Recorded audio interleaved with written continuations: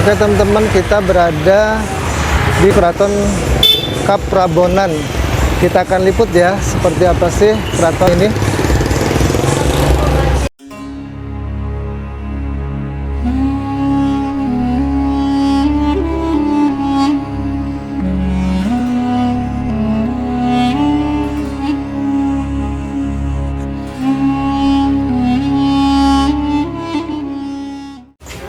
Oke teman-teman, saya berada di Keraton Kaprabonan Cirebon ya. Kita akan ngobrol langsung dengan pengurus dari keraton ini, dengan Pak Asbandi ya. Oke Pak, punten boleh diceritakan seperti apa sih sejarah keraton ini? Keraton Kaprabonan Cirebon ini sebetulnya adalah berasal dari masih keturunan dari Keraton Kanoman Cirebon yang berdiri sekitar 1.700 tahun yang lalu ya. Kita 1.700 tahun yang lalu dengan turun-temurun Raja Kaprabonan yang sampai sekarang, yaitu Raja Kaprabonan ke-11, yaitu dipimpin oleh Mama Sultan Pangeran Handi Raja Kaprabon. Ya, sudah 2 tahun ini jumenengan dalam rangka per Juli tahun kemarin waktu masih COVID itu ya. Kenapa? Karena almarhum kakaknya, almarhum Mama Helmi itu saat itu meninggal karena sakit di rumah sakit. Kemudian digantikan oleh adiknya Pangeran Handi Raja Kaprabon ke-11. Nah, sudah 2 tahun ini masa pergantian kesultanan, sultan maksudnya ya, dari Mama Helmi ke Mama Handi 2021, 2022 dan sekarang 2023, berarti tahun kedua pelaksanaan. Insya Allah nanti malam kirap panjang jimat. Kirap panjang jimat ini biasa kita lakukan turun-temurun dari zamannya Raja Kaprabon zaman dahulu. Ya. Jadi di peringatan panjang jimat ini yaitu bertepatan dengan hari lahir Nabi Muhammad SAW, kita peringati di keraton berupa kirap panjang jimat. Jadi panjang jimat itu ada 2 makna, panjang dan jimat. Panjang itu artinya turun-temurun, tidak ada henti ya, dari tahun ke tahun, panjang ceritanya, panjang sejarahnya. Jimat itu siji yang dirumat, atau artinya adalah syahadat ya. Asyhadu alla ilaha illallah wa asyhadu anna Muhammadar Rasulullah. Itu adalah jimatnya sebetulnya. Jadi kadang-kadang orang masyarakat umum kan jimatnya mungkin seperti keris ataupun seperti pusaka, apa bukan. Maksud dari kita warga muslim ini, jimat itu artinya siji kang dirumat, artinya satu syahadat Rasulullah SAW.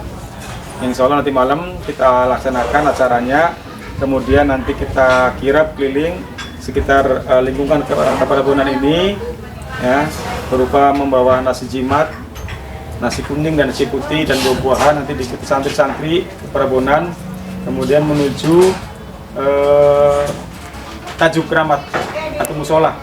Kemudian kita di situ tumpengnya ya, nasi jimatnya dikeluarkan dari wadahnya, kita bersama-sama marhabanan ya, marhabanan selesai kita makan nasi jimatnya itu mungkin secara singkatnya seperti itu Pak. Kalau di Keraton Kaprabonan ini ada apa aja sih Pak di dalamnya itu? Di dalamnya kan ada bangsal untuk penerima tamu, kemudian juga ada pusaka-pusaka ya, pusaka-pusaka zaman dahulu peninggalan warisan leluhur Keraton Kaprabonan dan para pahlawan terdahulu. Kemudian ada juga naskah kuno ya, yang berisi bahwa tentang Keraton Kaprabonan ini mulai dirintis sejak zaman itu. Jadi naskah-naskah kunonya juga ada. Kemudian juga ada perlengkapan kesenian seperti perlengkapan tari, ya, perlengkapan pementasan budaya, ada wayang juga, wayang-wayang kuno yang selalu tahun sekali kita cis atau kita bersihkan, kita angin-angin supaya kondisinya tidak lengket, tidak lembab, tetapi tetap kering gitu, seperti itu. Jadi ada benda purbakala, benda sejarah, ada pusaka-pusaka, ada juga yaitu wayang kuno, ada juga kitab-kitab kuno. Nah, ini bagian ruangan pertama, isinya adalah foto-foto, ya, foto-foto zaman dahulu dari zaman kemerdekaan itu. Ya, di sini ada Pangeran Apawijaya, Raja Kaprabon yang kedua ya. Ya, di sini ada ini. Jadi memang betul di sini adalah Keraton Kaprabonan Cirebon, ada sejarahnya. Nah, itu. Terus boleh ke sini, Pak. Nah, ini Assalamualaikum. ruang untuk menerima tamu untuk makan ya, di sini. Tamu makan di sini. Ya. Kemudian silakan juga.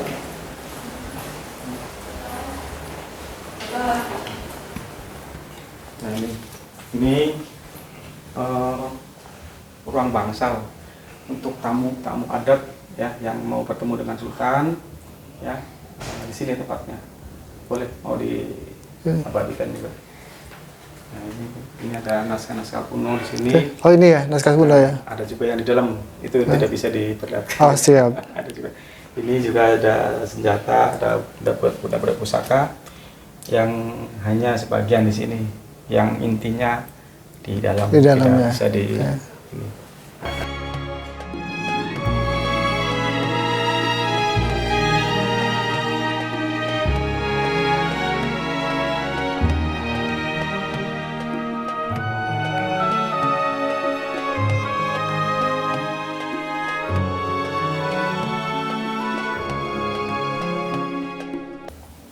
Ini tempat sultan ya? Tempat sultan, ya, tempat sultan. Tuh, ciri khas ada Sri Baduga, Prabu Siliwangi. Nah, biasanya kalau sultan itu menerima tamu itu kapan aja sih, Pak? Ya, Maulud, diantaranya ini Maulud Maulud, Nabi. ya. Umumnya sih pada peringatan PHBI, Hari Besar Islam. Oh ya. Misalnya Isra Mi'raj, Ya. Nuzulul Quran, kemudian sekarang Maulud Nabi, ya. Tetapi tidak menutup kemungkinan di hari-hari besar lainnya, seperti misalnya bukan peringatan, artinya ada rapat-rapat pertemuan Raja Nusantara yang langsung mampir di sini gitu ya, bisa. Ini juga peninggalan lama ya, Pak? Ya, betul ini zaman purbakala masih. Yang di luar, kalau yang di dalam itu tidak bisa diperlihatkan itu. Oh iya, ini nih yang boleh untuk umum kan? Ya. Kalau ini apa, Pak? Ini tuh Lemari ya? lemari biasa, itu lemari untuk menyimpan benda-benda biasa. Oh, oke. Ya, kalau untuk itu sih di dalam ruangan itu. Di dalam ruangan beliau ya?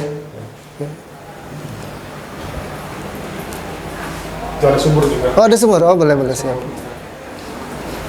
Nah, biasanya kan kalau di keraton itu identik ada sumur ya, Pak? Sumur. Ini sumurnya. Oke. Ini juga ruangan untuk makan ya. Oh, ini ruangan makan. Ya, kursinya diambil dari Oh ya. ruangan makan tamu itu. Ini sumurnya, Pak. Ini namanya sumur Sumur Pawasan. Namanya sumur Keramat ya? Iya. Ini, Pak. Ya, ini sumur Keramat di sini yang ini ya? Ya, umurnya juga sudah ratusan tahun ini, dan airnya selalu jernih, adem, dan tidak pernah asat. Oh gitu. Tidak pernah saat. Nah, itu biasanya air sumur ini difungsikan untuk apa aja, Pak? Di antaranya yaitu untuk cuci benda pusaka, yang kedua adalah untuk kadang-kadang masyarakat umum di luar tuh dari perkampungan datang minta air ya mungkin karena di sini sumur keramat yang dikeramatkan, jadi mungkin bagi mereka mungkin ada faedahnya mungkin ya. Kita sebagai sama-sama insan lah kita ya, saling menolong, saling memberi. Nah, biasanya air ini kebanyakan kalau masyarakat datang ke sini untuk apa aja sih? Ya, nanti sama masyarakat tuh mungkin dibawa untuk dicampur dengan air mandi gitu, seperti itu gitu. Syariat ya? Syariat aja. Syariatnya. Nah, jadi itu sih, di luar hal itu kita tidak bisa mengatakan iya dan tidak, benar atau salah, tapi mangga tergantung masyarakat yang memakainya. Keyakinan ya? Ya, keyakinan. Nah, kalau yang datang ke sini biasanya dari mana aja, Pak? Dari kampung Pak, dari daerah Lindu Jaya, ya, daerah Ciledug, ya, pokoknya daerah timur, ya, daerah itu yang mana apa namanya? Daerah selatan juga ada, daerah Gunung Jati, ya, Bungko ke selatan tuh, ya, sini. Kemudian misalnya daerah Kuningan perbatasan tuh, ya, di Waduk Dharma sini. Kemudian di baratnya daerah seperti Pleret, Jatiwangi sana. Ya. Kemudian ke sini daerah Palimanan, Gempol, Pleret di sini. Oh. Keluarannya daerah Gedosik, daerah perbatasan dengan Mayu gitu. Oh ya. Masyarakatnya itu tadi yang di Tajuk pada kumpul tuh. Oh, itu ada tajuk ya? Tajuk itu Tajuk Rahmat itu. Oh, oke. Itu untuk kegiatan tawasul, termasuk kegiatan nanti malam, kegiatan Maulud Nabi juga marhabannya di situ letaknya itu. Oke. Masjid itu di dalamnya ada apa aja, Pak? Sama sih dengan yang lain, ada tempat ibadah, ya, ada namanya untuk Mimbar. mimbar, ya, untuk tempatnya penceramah, tempatnya pengimaman, umum aja ada semua. Oh. Tajuk itu Ya, tahun berapa itu, Pak? sekitar tahun 1700-an sudah ada. Oh, udah lama juga ya? Ya, hanya kondisinya ya setiap tahunan kita renovasi supaya tidak hilang itu sejarahnya. Nah, ini juga ada seperti di Gunung Jati itu kan ada tempat beras ini ya. Kalau masak tuh di sini ada berasnya gitu. Ini nggak lama Pak. Ini masih apa namanya kayak tembaga ya. Iya, ini tembaga. Oh, ini tembaga ya? Oke. Ya seperti di Gunung Jati kan banyak beras. Karena warganya kan banyak. Yang kita ada ini, tapi kita manfaatkannya di wadah ya, yang yang ada gitu. Sampai si ruang istirahat aja kalau. Oh, ini ruang istirahat ya. Ya, ini teman-teman musola ya, peninggalan zaman dulu juga.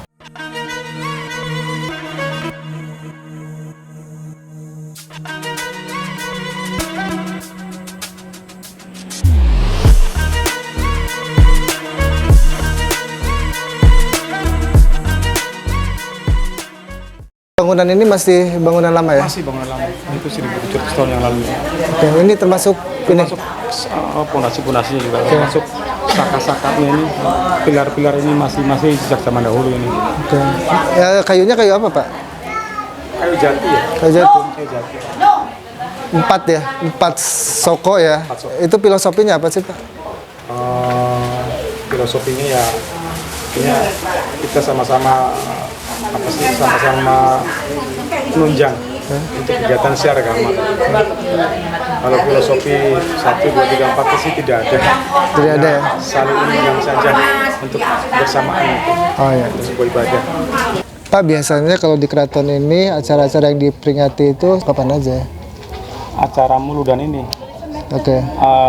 diperingati kan itu setiap tanggal 12 Rabiul Awal ya. Ya.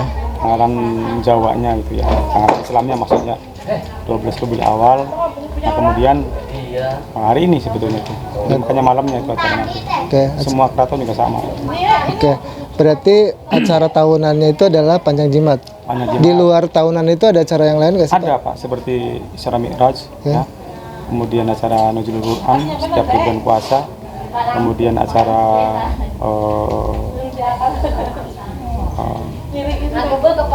itu Nuzulul Quran, Isra Mi'raj, kemudian Maulid Nabi. Ada lagi ya kawasan selain itu? Iya, oh ya, 1 Muharram. 1 Muharram. 1 Muharram, betul, 1 Muharram. Itu pentingnya.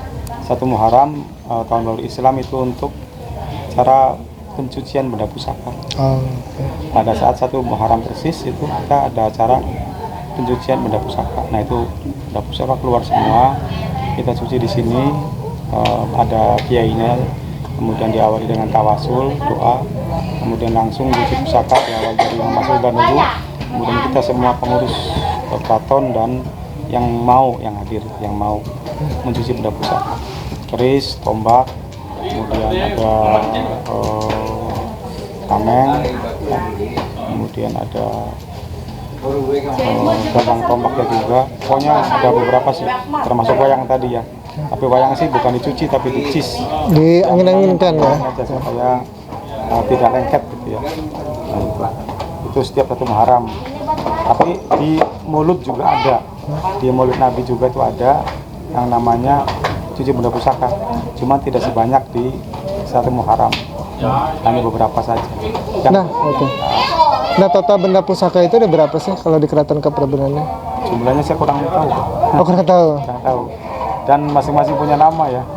Ada keris Kijimat, ada keris Jagasatru, ada keris Ikambang, ada itu nama-nama dari pahlawan-pahlawan Islam zaman dahulu. Oke. Nama Kaprabonan sendiri itu seperti apa sih Pak? Kaprabonan dari namanya tuh? Berasal dari bahasa Prabu ya. Oke. Ya Prabu. Jadi